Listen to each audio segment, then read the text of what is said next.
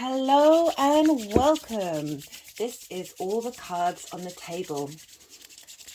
Today's video will be about the full moon in Gemini that's happening on the 7th or 8th of December 2022, depending on where you live. This will be happening at 16 degrees and 1 minute of Gemini.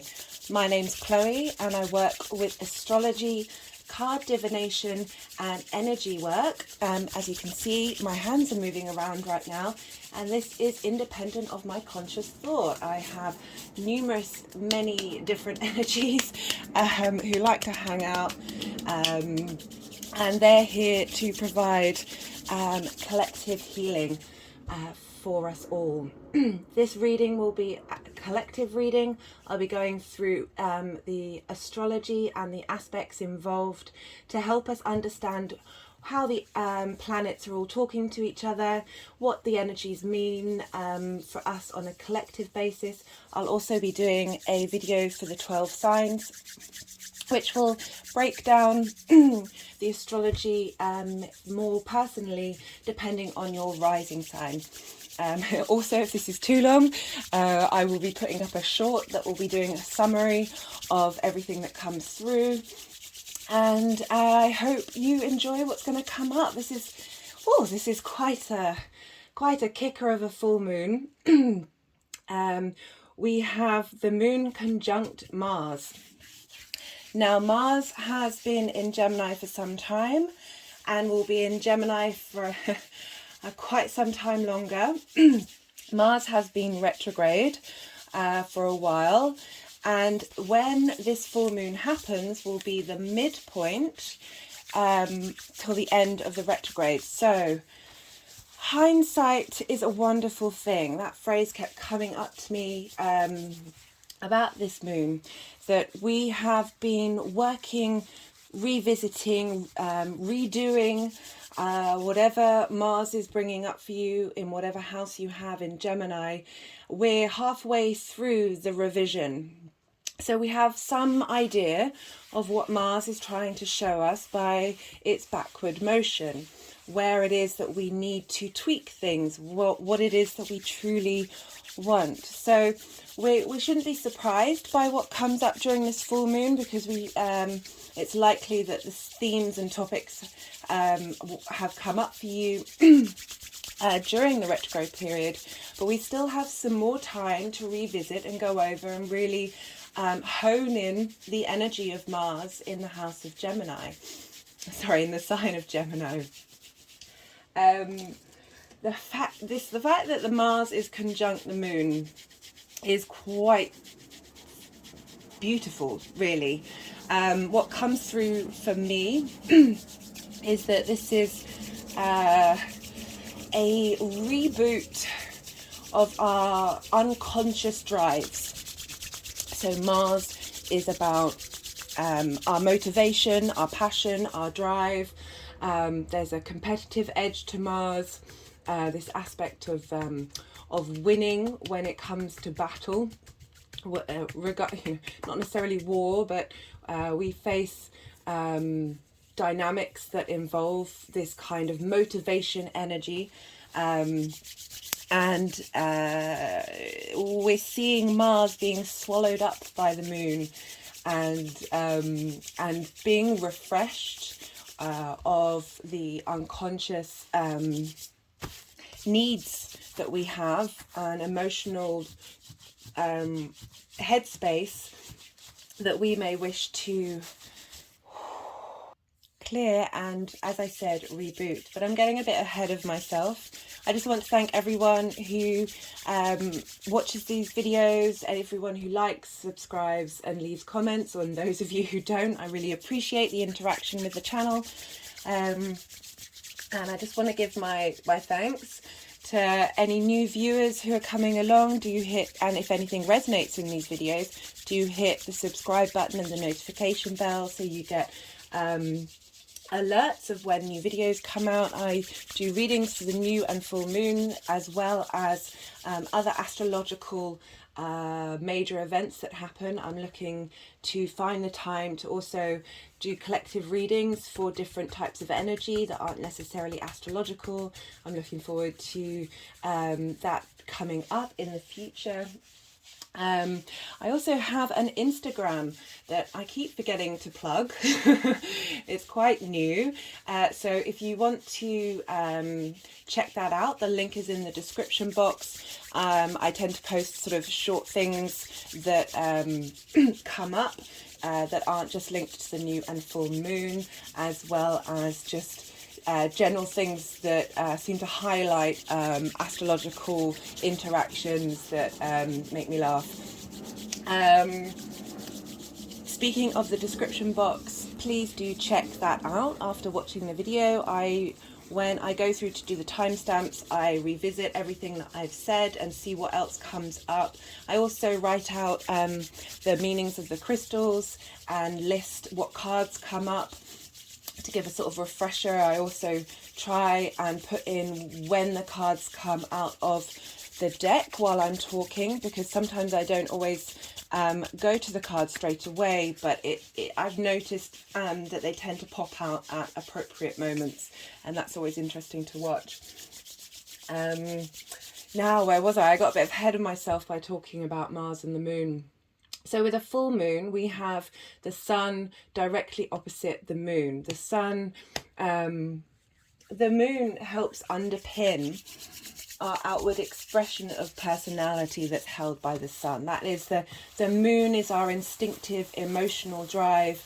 It's our way of giving nourishment to ourselves and to others. It is, of all the bodies, it moves the fastest and it acts as a generator, and through its communication as it goes round the Earth, it interacts with all the other planets, asteroids and aspects in your chart, as well as at the time.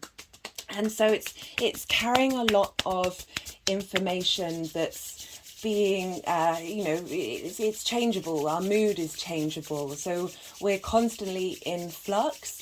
And it's really quite interesting to note how you're feeling and what you're doing, and then check out where the moon is and whether these things correlate to you in your personal chart. I really enjoy doing that myself. So we have the moon opposite the sun. The sun is our sense of self. It's our persona. It's the lens in which might be a bit more private. That's your sense of understanding of yourself. It's your conscious awareness of who you are, and the moon is in opposition to this by bringing up our unconscious needs, desires, frustrations. Often at full moons, it's been known that in hospitals and out in the streets there is more emotional outbursts, and you find that during a full moon, things that you may not have tackled that need to be tackled come up.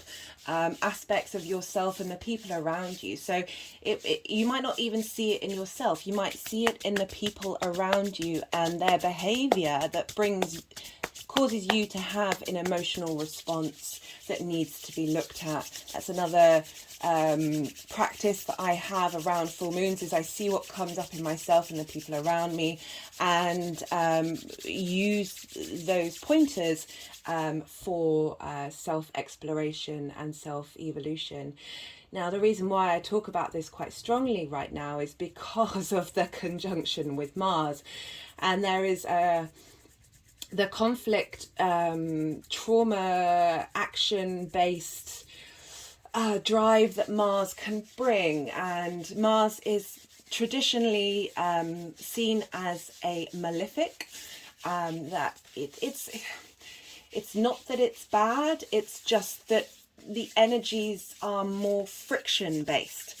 Mars, the aspect of a square is ruled by Mars, and with a square you have two energies butting heads unlike an opposition where you can have the sort of, which we have between the sun and the moon, we have that seesaw aspect of needing to find balance, and because otherwise you could veer from one extreme to another. With a square, there's strength with both of the energies that are coming, and they're pushing against each other and creating that friction that we need to apply in our 3D world. It helps manifest things physically. So we have Mars that can bring conflict to us, to help us look at things that we might be uncomfortable.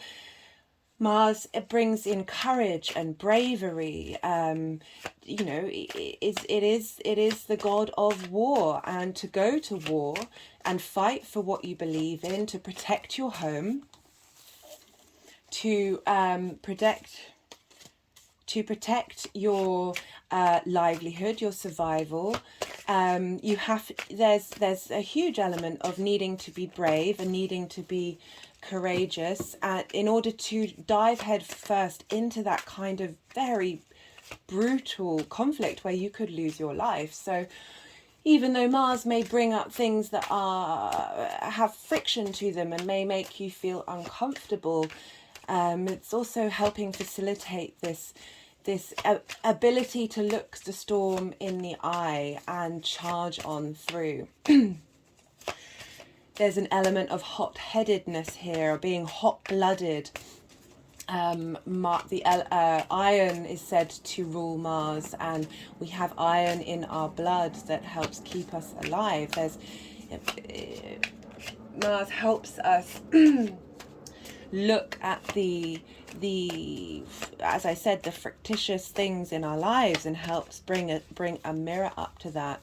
And this full moon is certainly going to accentuate and exaggerate the potential issues and conflicts that may have come up while Mars has been retrograde in Gemini. Gemini is the first air sign. It deals ruled by Mercury, and sorry, I just pulled the 10 of Pentacles there, and I got the 9 of Pentacles with the other card as well, which is interesting, but they're not wanting to come forward right now. I feel like this is part of the long-term results of this very energetic full moon that we have. So yeah, as I was saying, Mars has been in Gemini for some time, and I've spoken about it before, and for me it's very much about debate. Gemini is the twins. It in the body, it's your shoulders and your arms and hands. It's this this sense of duality, this ability to collect all sorts of information, even if they contradict one another, just for the sake of exploring and being curious. And Mars being retrograde here, we might have found that we've had combative words in the way that we both speak to ourselves and speak to other people. There might have been some fiery debates going on where you're able to hold space for different ideas. We just had death in the reverse card, so we're obviously moving through a transition period, and that links into the fact that Gemini is a mutable sign. We have cardinal signs that start things, fixed signs that continue what cardinals started, and then mutable adapts and brings forward what is needed to be brought forward, and in order to transition into the next stage of the cycle. So, as I say, we have the Moon and Mars conjunct. So both Mars and the Moon are going to be incredibly close to the Earth. We've got this real sense of separation away from the sun's light, not necessarily receiving that direct inspiration that we get from the sun. However, we've got so many interesting things that haven't come up before that make this full moon really quite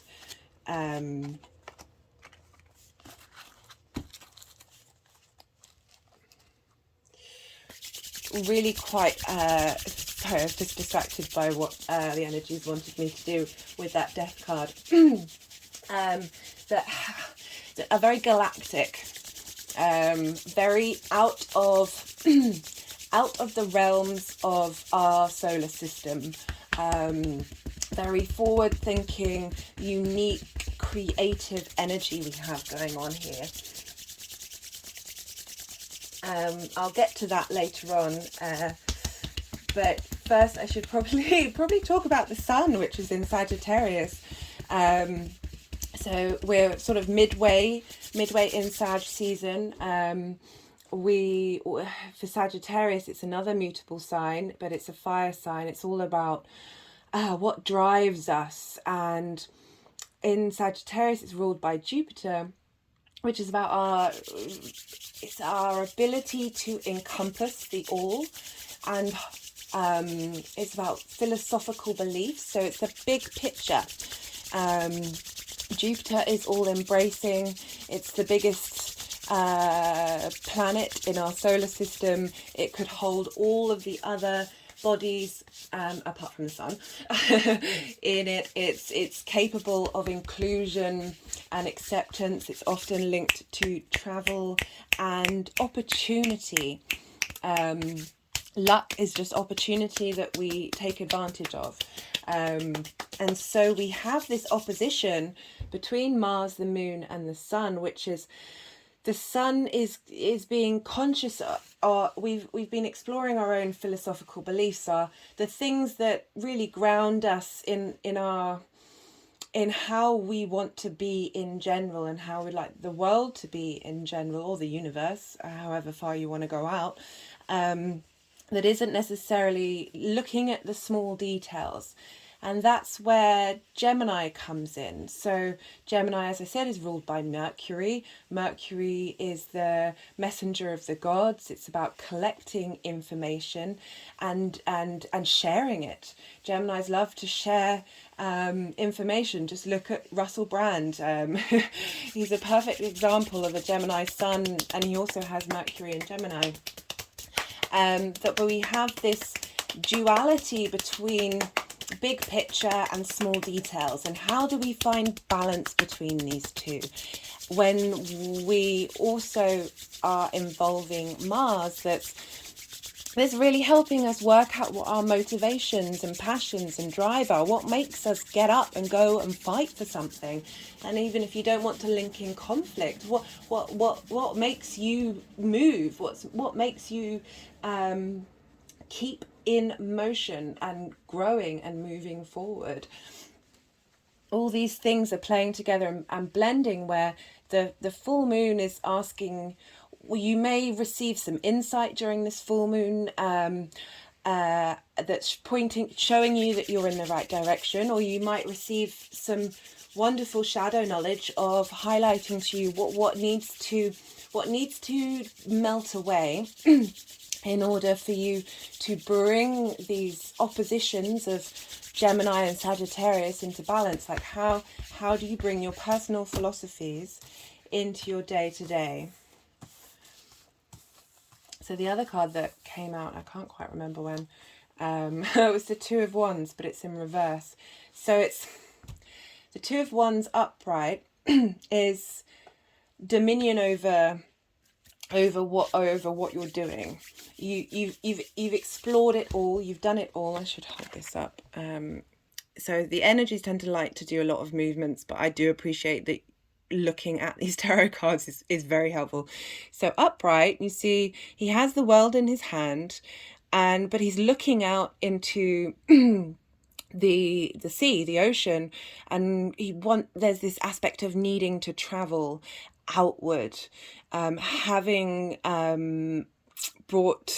achieved everything they needed to achieve in that space. Well, in the reverse, I see that as this traversing inwards and holding domain over your internal ways of thinking. I really see this moon as helping us reboot our nervous system and our neural pathways and our immune system all at once. There's a lot going on here that's helping us upgrade and having this sense of having achieved something at this level, you're now looking to the next level.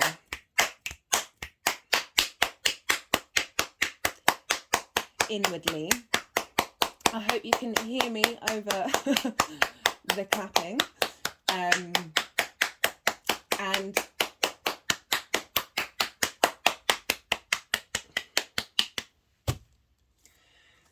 so this is being held over the 10 of Pentacles, and the 10 of Pentacles represents success in the 3D domain. So I see this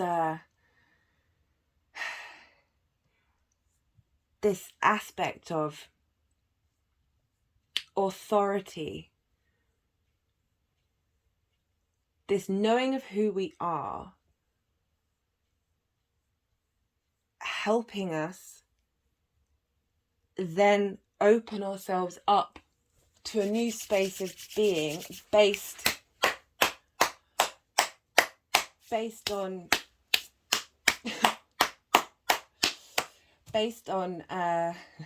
as I said, we're for the next level, but it's this, we're not cutting anything off, we're not burning anything to the ground, although you can do that as well. I finding integration, especially with full moons, because it's this sense of opposition that helps us see ourselves in other people, and how we're all just mirrors of each other, and the things that frustrate us. So there might have been you might have been facing serious frustration in the way that you talk to yourself or the way that other people are talking to you. You've just been just this bodily frustration at thoughts, because Mars, Gemini's an air sign, which is linked to thoughts and the way we talk to each other. That we are being helped to understand what it is that frustrates us in ourselves, in other people, and having a deep breath about it and realizing that these are all tools to help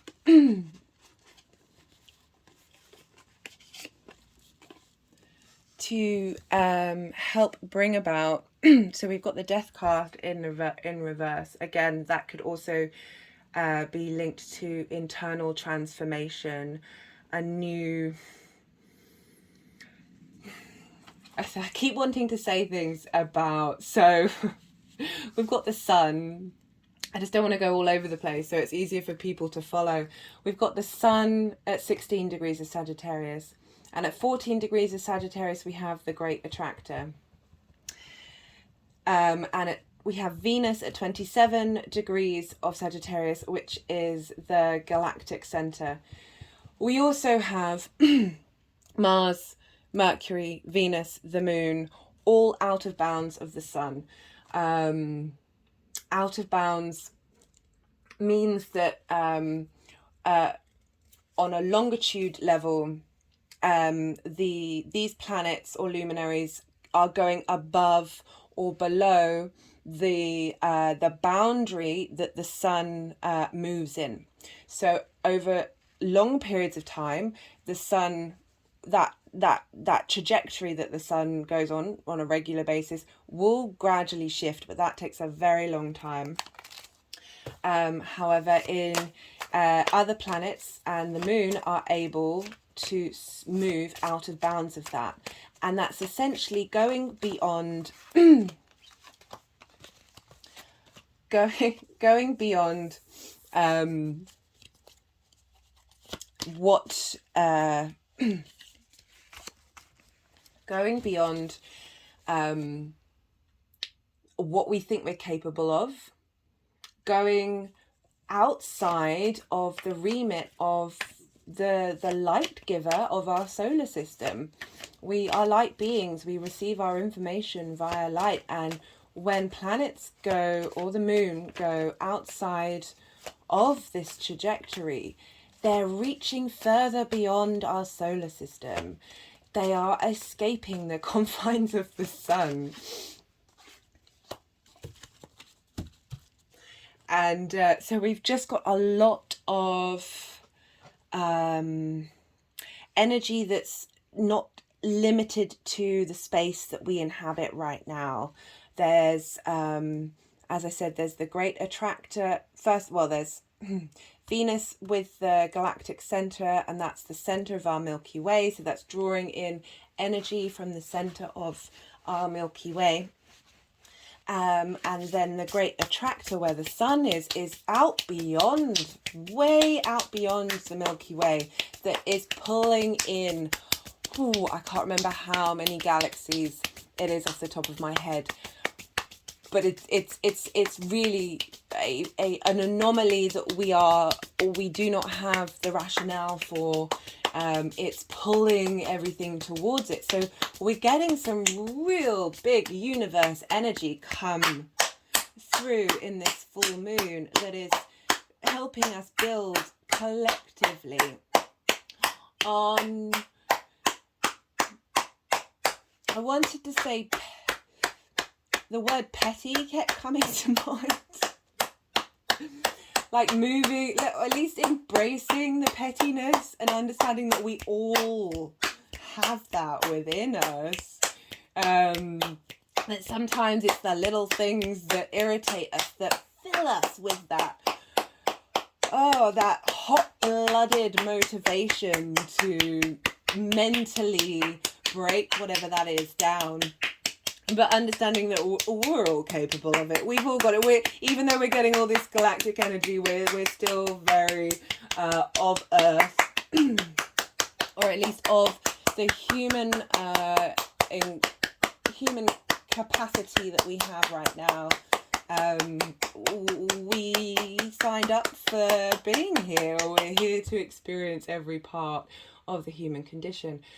But with this conjunction, and with the other aspects and this out of bounds, I know they wanted me to go to this earlier, but I got a bit distracted.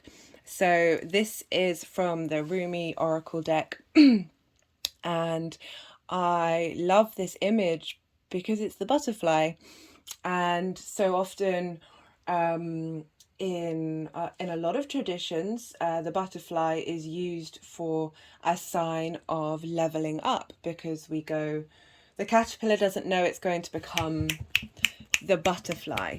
We can be ignorant of this transformation, this metamorphosis that may be happening during this full moon, and not just at this full moon. It's going to be a process, but this feels quite powerful in it's this, we've got this real stimulation of our emotional life, our desire to connect. That's the moon and Mars. We have this drive to move through the emotional space and intense emotional processing.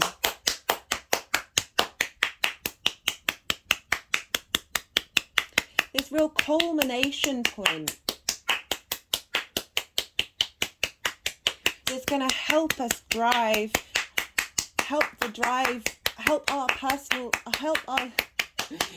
help our internal drive really streamline to our personal needs, whether we're conscious of them or not. And the fact that it's connected with the moon means that I should imagine a lot of these are unconscious. It's hard to delve into your unconscious and truly know it, because that's the mystery. But we can but try and try and try.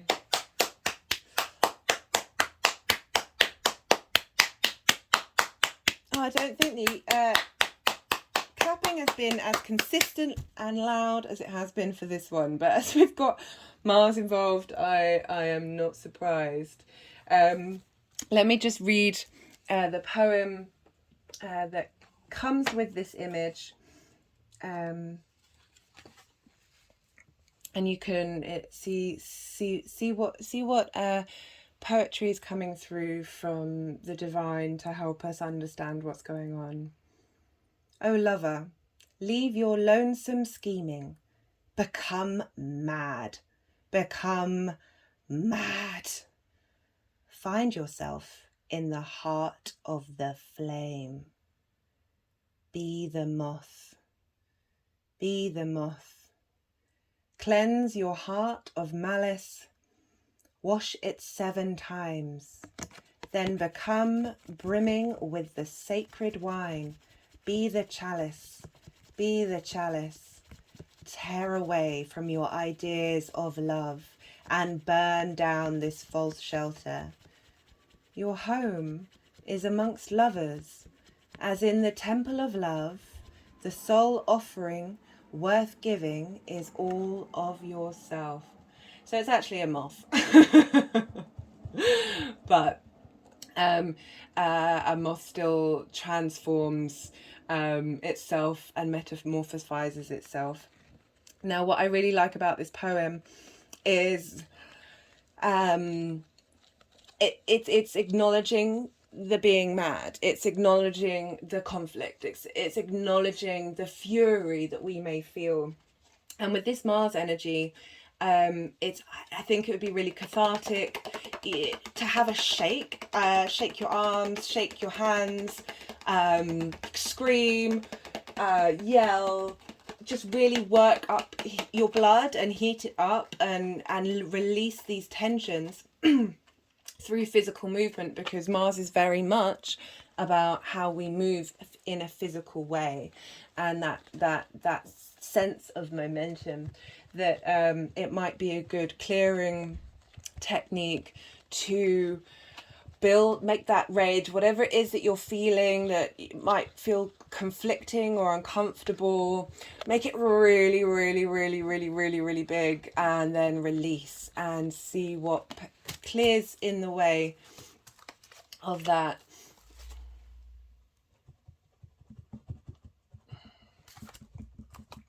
So they just wanted the Death card behind the Moth card, that release of aggression, arguably, that transformation. And now it's bringing the Queen of Wands to the front of it. I just want to hold it. So there's Death, and then you have the 3 of them together. And the Queen of Wands is definitely passionate and definitely full of that motivation, and that drive to govern the kingdom that she has been allowed to rule. And you could see that Queen of Wands inside of you take the place of that anger. And we all have sensations that we may not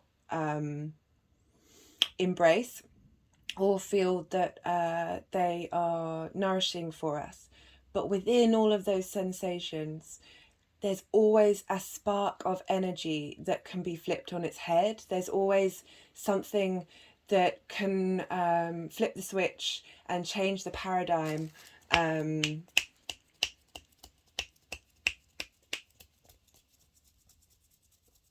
to help us level up, or just be more at peace with yourself, and find that competitive warlike drive can be focused on something that is more fitting to whatever agenda it is that you have.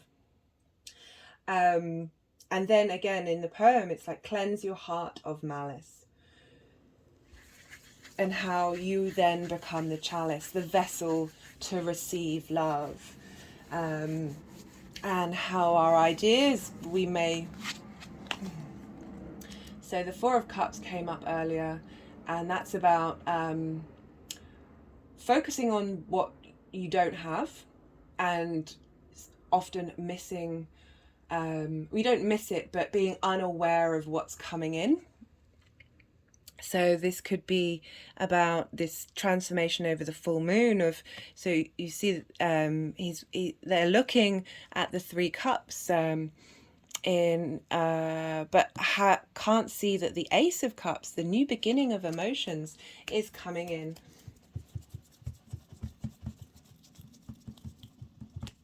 And at the end of the poem, the soul offering worth giving is all of yourself. That's a real understanding and compassion of every single part of who you are and every single part of your existence on the 3D realm, that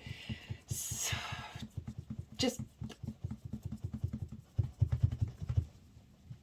Okay, so my feet, I don't know if you can hear, there's a sense of needing to ground during this time. I'll talk more about the crystals later, but this quite giant piece of black tourmaline is I was very glad when I was drawn to pick that up, because we've got a lot of energetic nervous energy, not only with Mars but with, as I said, these other planets that are out of bounds. There's an electricity in the air, there's a higher frequencies going on that we also need to remember to have our feet placed firmly on the ground as we move through this energy. Another thing that you could do during this full moon is write down your thoughts. Just free write, or take time and think about what's come up for you during this retrograde period, and write them down, and then maybe burn them. Even though I said let's not burn everything to the ground, that kind of ritual can really help. And we have the moth rather than the butterfly, the moth going towards that flame and being consumed by it in a sense of purging and releasing old structures, old frustrations, to help us step forward and sustain ourselves. So it's just pointing at this other card, which is the Sustainer, and this is from the Kim Krans the Wild Unknown Archetypes deck. And I looked up sustaining just to see what the definition was, and it's strengthen and support both physically and mentally. And we've got the physicality of Mars and the mental aspect of not only Mars being in Gemini, but Gemini being ruled by Mercury. And Mercury is, so we looked where Mercury is, and Mercury will be at 1 degree of Capricorn. So this means that the ruler of Gemini is in the final earth sign, Capricorn. And Capricorn is about longevity. It's about the collective. It's building, it's just taking what our ideals and philosophies are from Sagittarius season, and then implementing them in the 3D world and really grounding them out. And the fact that Mercury is here right at the beginning of Capricorn, and Capricorn, Aries, Cancer and Libra are all cardinal signs, so they start things. They're really good at starting things. And they are on the first couple of degrees are on the world axis. So this is a real long-term, for the benefit of our collective, that with this clearing out, this rebooting of our systems in our body to help us bring in. So we just got the Ace of Pentacles come up, which is like starting new work, or it could be the first thing that flashed into my head was starting new earth. I know that's a term that's used. It's not. I am still contemplating what that means and how that may look like, given our trajectory right now, and trying to understand what that might be for us on an individual level.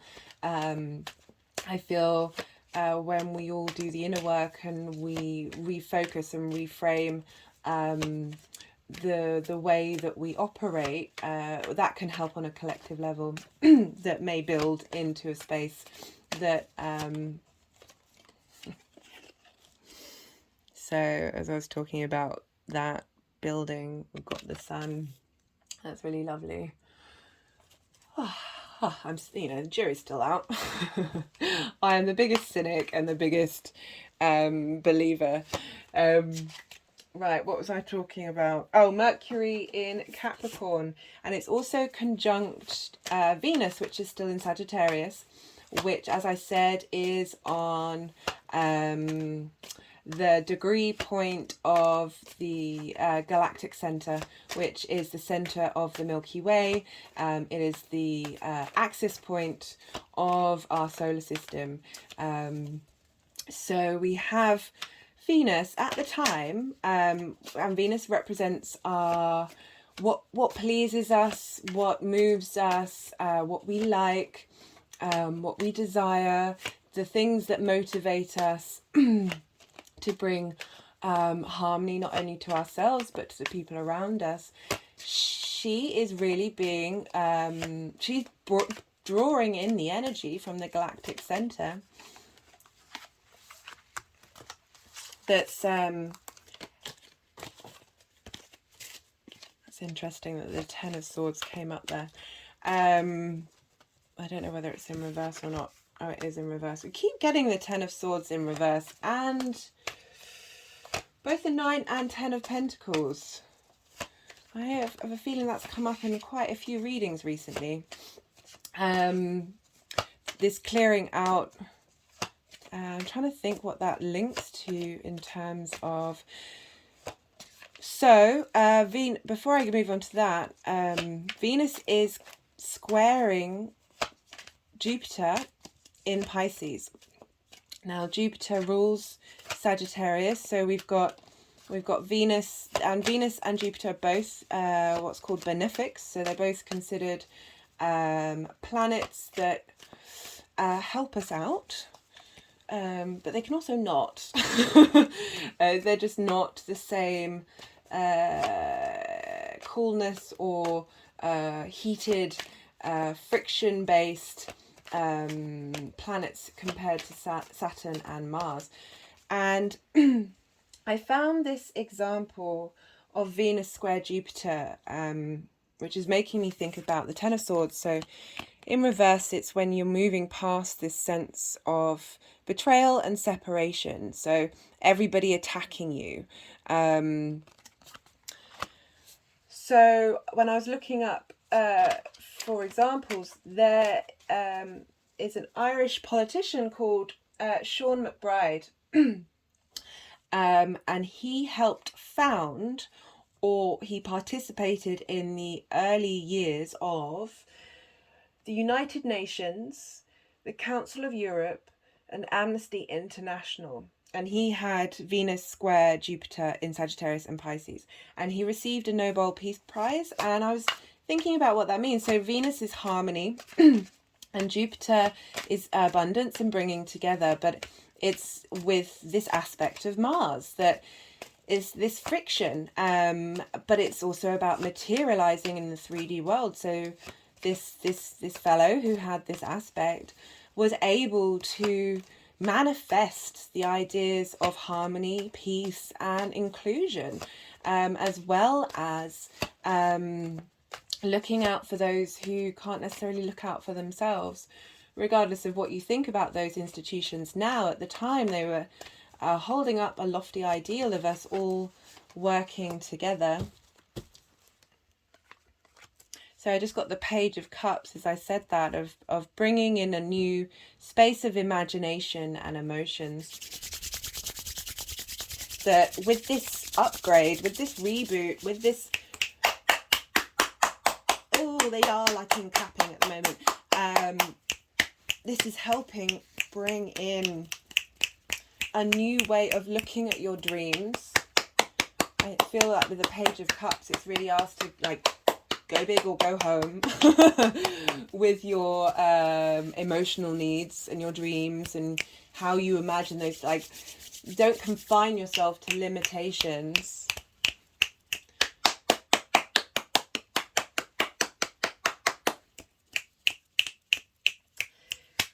That example is reminding me of the example I found for the moon Mars in Gemini. Now I really liked this example. I think this is, they really wanted me to write this down. So Wayne Dyer, Wayne Dyer, who I hadn't heard of, is he wrote a lot of self-help books, and they are, I think one of them was the most bought, I can't remember the facts, but so he helps us in how we talk to ourselves and how that changes our actions. And the name of one of his books, which they really wanted written down, was Change Your Thoughts, Change Your Life.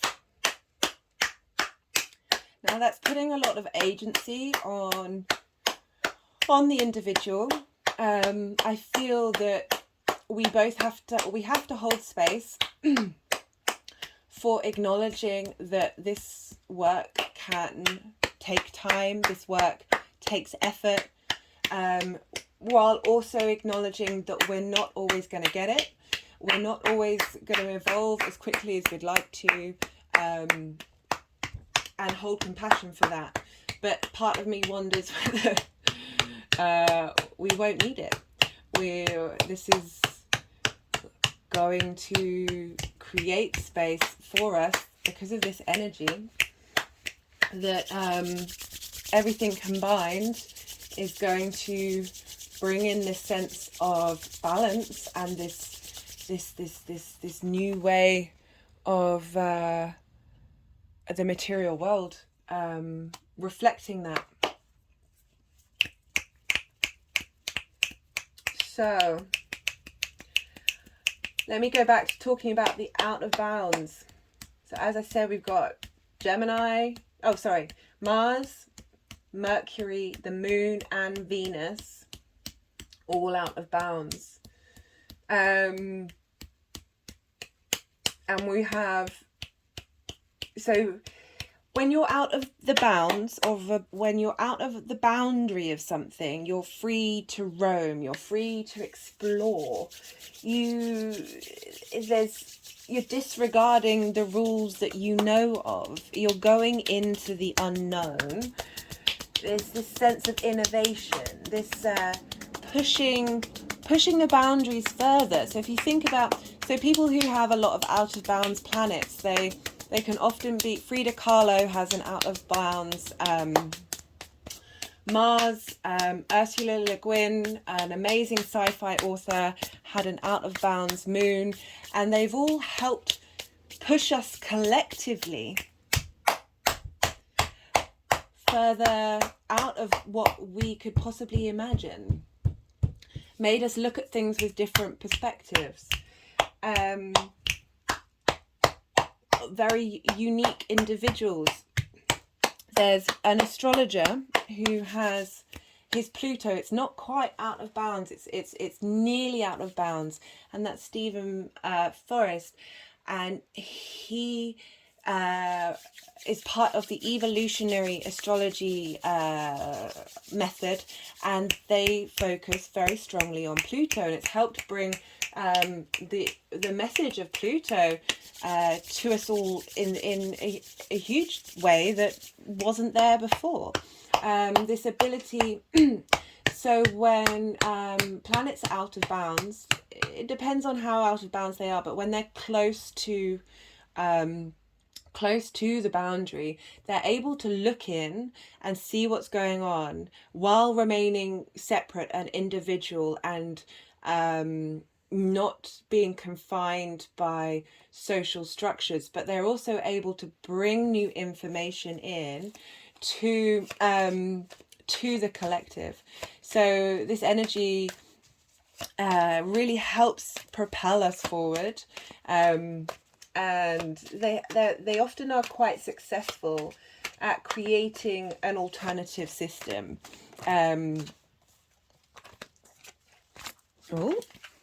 So the King of Wands wanted to come out. We've got a lot of wand and pentacle energy, but so it's this ability to govern oneself. So we have the King and the Queen of Wands here. So we've got so even though Gemini is an air sign, it represents duality. It was often the twins, and I really feel like this is drawing in the divine feminine and the divine masculine, however you want to look at that. Because they're kings and queens, they are I want to say grounded in the way that they rule.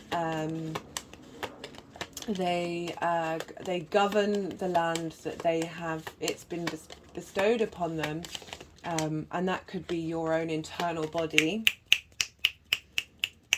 And I feel with this wand energy, it's linking to Mars and the drive that we have, and our spark of passion.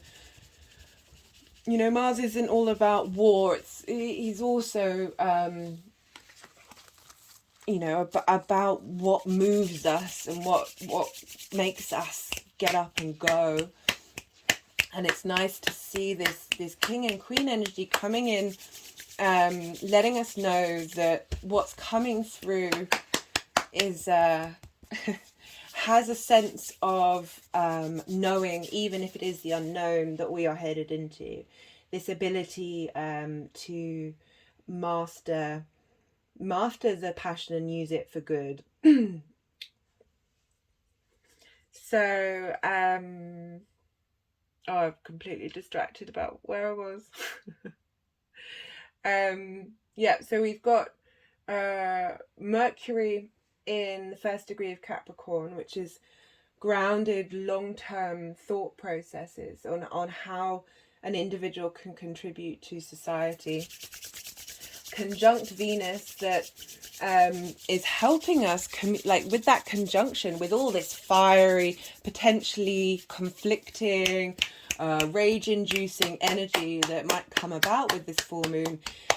The fact that we've got Venus at the galactic center in Sag and Mercury at the first degree of Capricorn, so we've got this grounded long-term energy, but the two of them together, often it's engaging speech. It's speech that you're enjoying to listen to. Your needs are coming out in a harmonious way, in the way that you communicate. And we've had Mercury and Venus under the beams of the sun for quite some time. And when planets are under the beam of the sun, I think it's within 10 degrees within 10 degrees of the sun, they often lose their sense of individuality.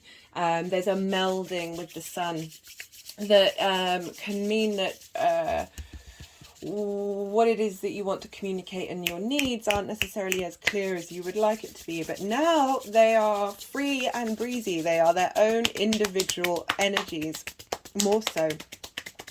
And so they're probably going to really enjoy this this full moon, where they're now evening stars. And this is another aspect of really grounding and bringing practicality into this very both galactic and fiery.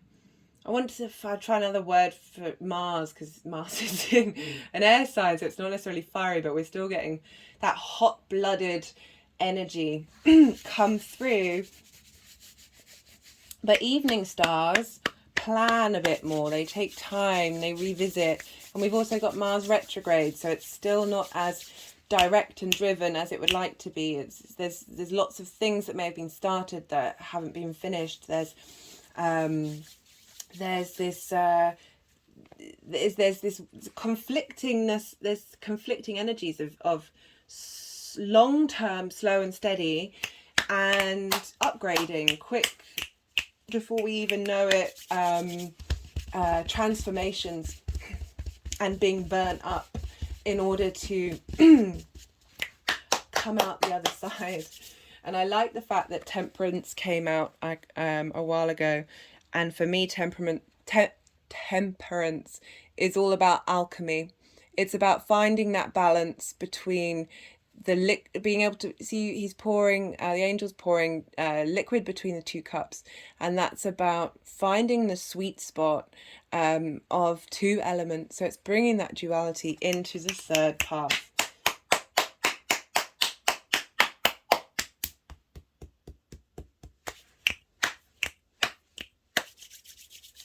So with this out of bounds energy, we've really got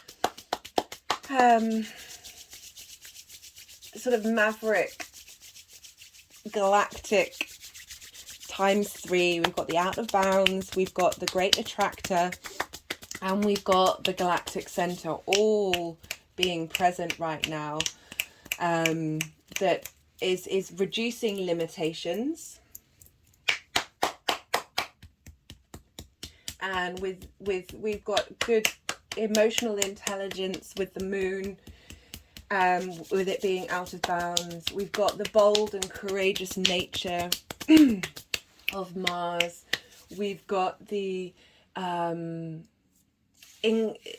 understanding of our desires and our needs heightened with Venus, and the ability to communicate and break down our understanding of all the pieces with Mercury into a collective whole with this square to Jupiter.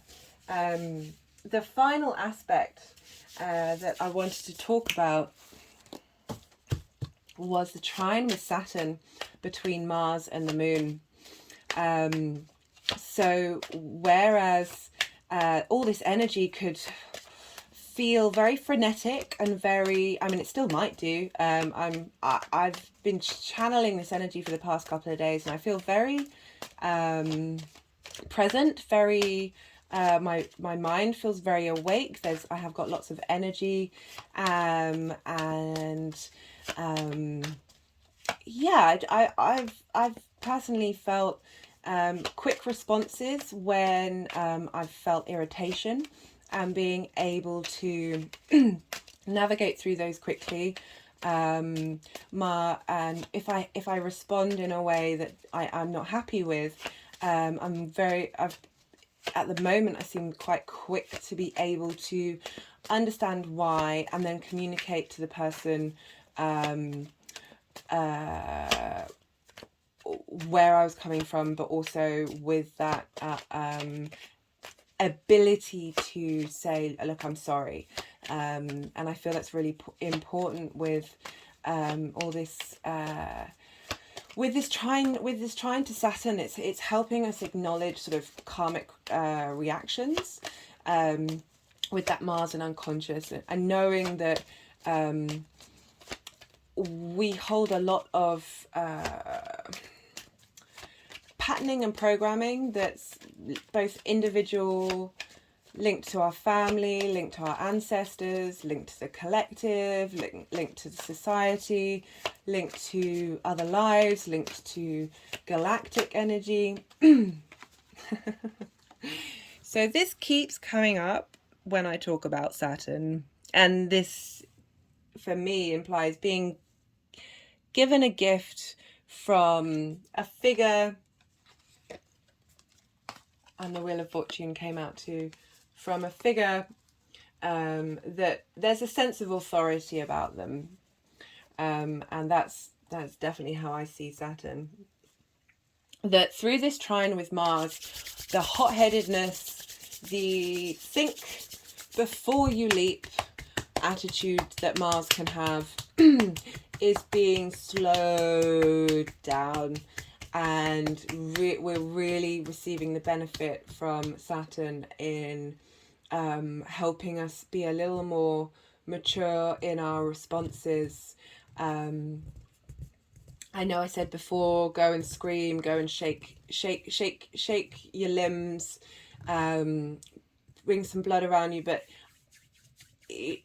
bringing conflict in to another person, you then have the repercussions of that impact on that person, and we can observe that going on around us. But I really do find when we're all tired and exhausted, these things become mechanisms that are a lot easier to access than when we're not. And I totally respect that space, especially around a full moon when you might not be getting the best kind of sleep that you usually do. I'm in no way judging anyone who might. Sometimes you can relish in the conflict and relish in the fight, but coming back and being able to speak your real truth with each other is so important. It's about finding that balance, that temperance, where you can get true alchemy and magic to happen. So yeah, the trine with Mars is definitely a gift from Saturn that otherwise could have been a very explosive full moon, may be tempered, or that explosion may be necessary in order to move on in the right trajectory. We also have the Sun trine Chiron in Aries. Now this is really lovely. We've had Chiron come up a fair amount. It's the wounded healer. It's the thing that caused you pain. You are then able to transmute and use for the benefit of others. And the fact that we've got the Sun, our conscious self, trining Chiron in Aries. So we're linking the first and the last fire signs together. So Aries is very the spark of life, and Sag is the forest fire that is helping re-cleanse our scorched earth. So we have with Chiron, we've got things coming up about our sense of who we are as an individual, trining the sign that's all about our big picture philosophies, so helping facilitate our philosophies through the wounds that we may have, so we can then help others around us on a collective level as well as ourselves. Also be able to really ground down through our Mercury in Capricorn how we wish to communicate with ourselves and others on a daily basis, which is what's going on with Gemini. How do we want to collect and gather information, and what do we want to do with it, and how are we going to utilize that for the future? Right, let's see if there are any more cards that want to come through, or are we going to play around a bit with the cards that we've got here. So let's see what the story is that they want to tell.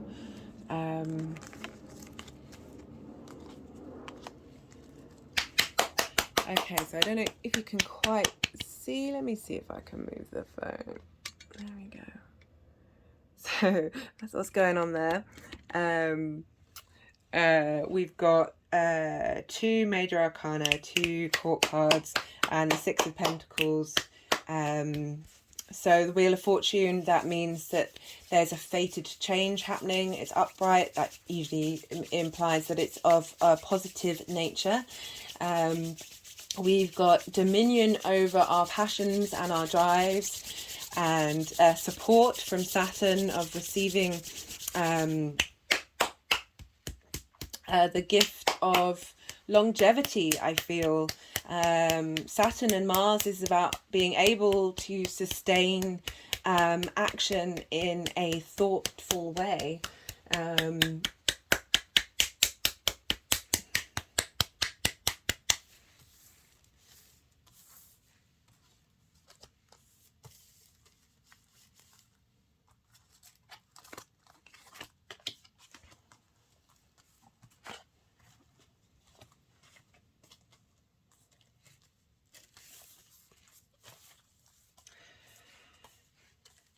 So we have the Four of Cups, us looking at that which may have hurt us, and look, we feel forlorn, not knowing that the Ace of Cups is coming through, and the Page of Cups, this new way of emotionally responding to things, is helping us transform and hold space for change, where we've got this new Ace of Pentacles coming through, and we've got the 10 and the 9 of Pentacles that are showing the long-term space that we may move into that's helping us feel more grounded and what's the word I want to say, the abundance of the material world. And I don't mean money with that. It can be money. Money's great. Money in the current situation and structures that we're in, money's wonderful. But all the other things that truly nourish us and help us move forward. Anyway, I hope is there anything that I have forgotten? That Mercury opens up communication. It's the road opener. It's helping. And what I liked about that phrase, the road opener, is all this galactic energy that's coming that we don't necessarily experience on a regular basis. That it's the road least traveled, this space beyond our solar system, that we can at very least move through energetically. So the final thing, oh no, I always forget the Sabian symbols. Right, not quite the final thing. So this is the Sabian symbols. I have forgotten to read from it for quite a few videos, which has been frustrating because they've all been very appropriate. So we look at, don't know if you can see. Okay, great. So maybe we can read along. Look at Gemini 17, because you always round up, unless, and this is quite funny because this is 16 degrees and 1 minute. So we round up when we don't round up when it's 00. So this is just the most potentness of this particular degree. The head of health dissolves into the head of mentality. Keyword: development. Theme: malnutrition. The symbol speaks to the process of maturation or growth from youthful self-involvement to the development of a social conscience. The image of the head of health dissolved into the head of mentality suggests spiritual growth, self-awareness, and the ability to see the world through the eyes of others. This degree also implies that practical grounding in the everyday world of fact. This implies that physical and mental well-being are the result of a well-rounded and very practical grounding in the everyday world of fact. Positive at its highest, this symbol represents self-integration, broad vision, and wisdom. Negative: Peter Pan syndrome, or an obsession with youthfulness and a simple refusal to grow up. Today, the accent is on maturity and expansion of consciousness. It's time to put self-concerns aside and focus on the welfare of the whole. Opportunity: your greatest advantage lies in looking to the future and to what you can expect to experience if you continue in your present direction or course of action. Risk: guard against relying on others to take care of your needs or handle your responsibilities. Don't get caught unprepared. stepping stones, nutrition, adulthood, development, growth, evolution, completeness, wholeness, well-roundedness, self-integration, well-being, wisdom. Now, I really did, I read this after doing my notes, and it's just always so, it always tickles me when these things come up and mirror each other. And the sustainer, the fact that it was strengthen and support both physically and mentally. And we have quite a few references in the Sabian Symbol book about bringing together these factors, and that's Mars in a Mercury based sign, if ever I heard one. Now, the last and final thing is these crystals that wanted to come out to play. So there was 3 this time, and first of all we have Sugarlight. Let me see if that's focusing. It's quite a simple little stone that I bought quite some time ago.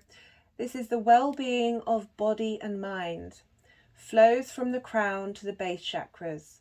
Helps bring the heart chakra in tune with the vibration of the universe. Gives the feeling of being free. Can eliminate hostility. If one feels one is not approved of in their independence, it will help one realize their own strength. The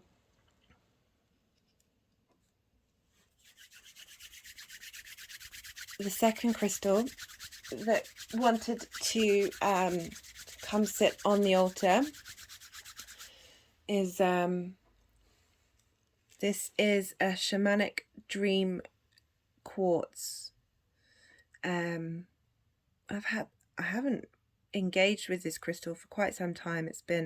I've got a Flower of Life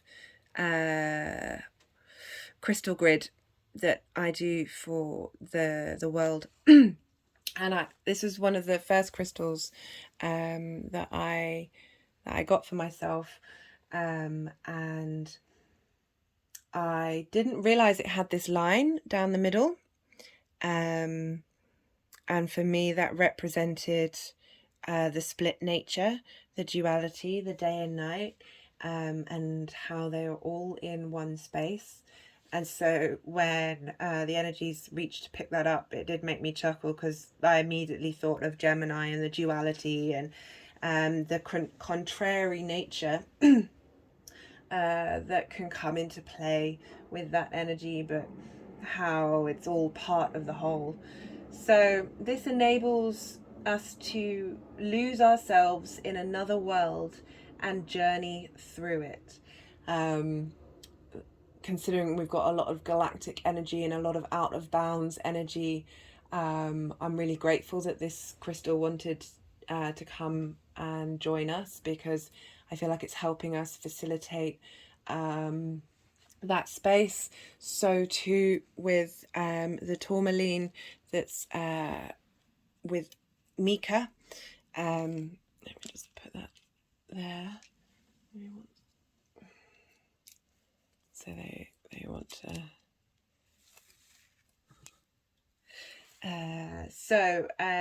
The shamanic dream quartz can be used to dispel static electricity and redirect it to a beneficial state.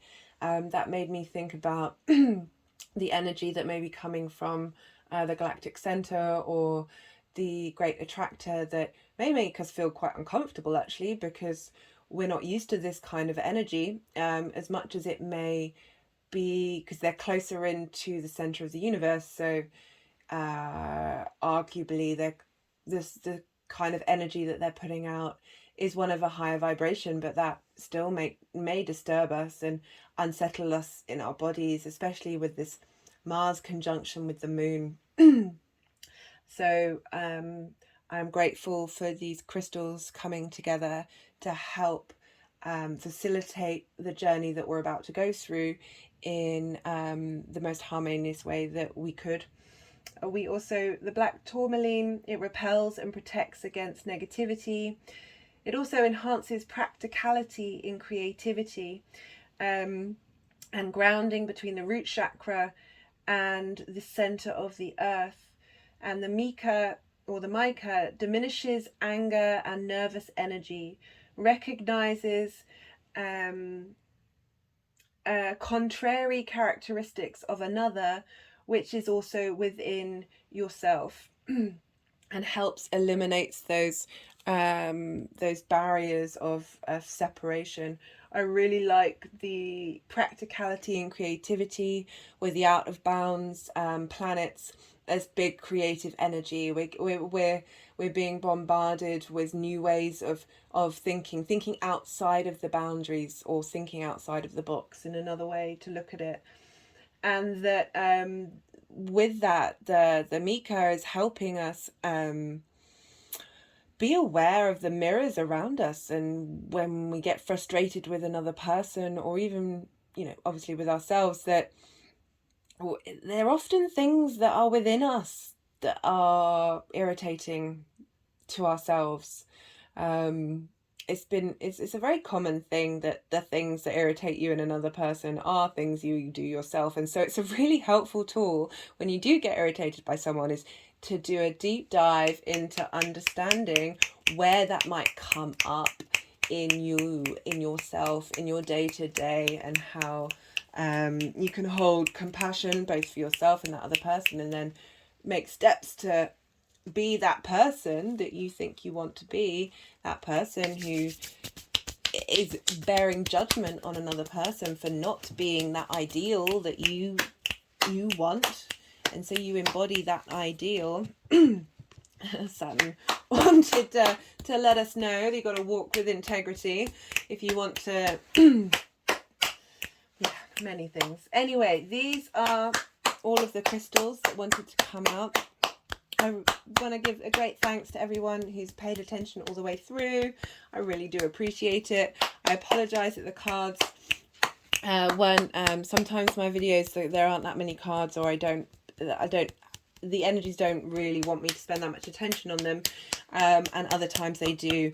I feel like this is one of those episodes, and I do apologize to all of you who are expecting a lot more cards on the table. Anyway, I'm wishing you luck for this full moon. Do check in with anything that happens to you during this, in the lead up. We feel these full moons for in the lead up and afterwards. If anything comes up that I feel like is relevant, I'll put it down in the comments box. And yeah, good luck out there, and sending you all of the blessings from these out of bound planets and all this galactic energy. This is quite something, guys.